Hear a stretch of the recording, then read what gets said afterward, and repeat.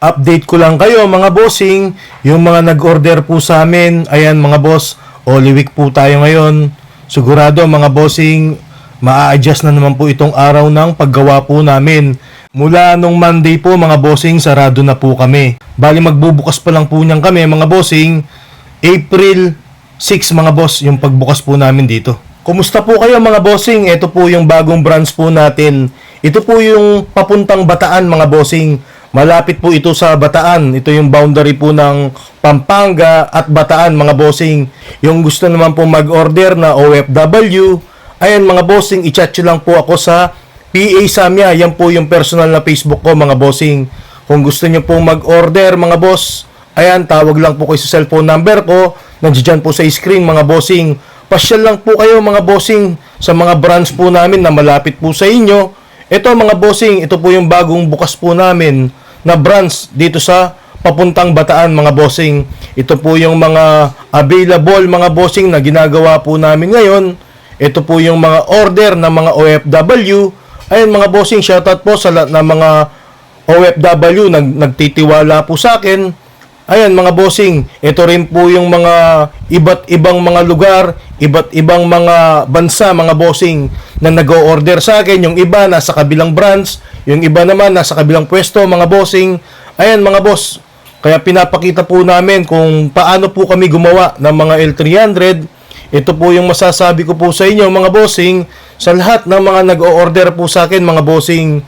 Ayan, maraming salamat po sa inyong tiwala. Kaya ito naman po ang ginagawa po namin. Ginagawa po namin ng maayos itong mga order nyo mga bossing. Kung nasa ibang bansa ka mga bossing, ayan, kahit hindi po kayo umuwi sa Pilipinas, pwede po kayong mag-order sa akin. Bank to bank transaction na lang po tayo mga bossing.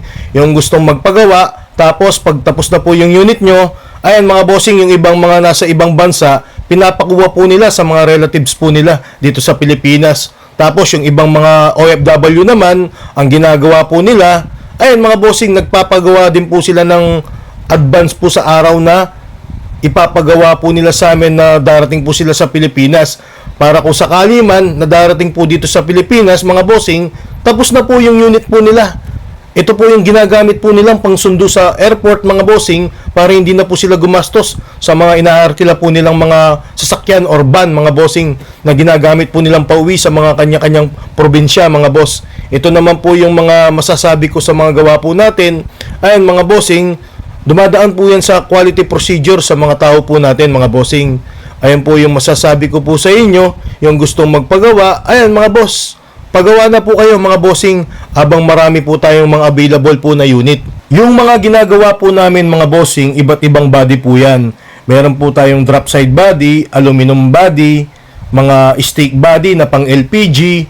Meron din po kaming ginagawang mga camper van, food truck, FB body mga boss.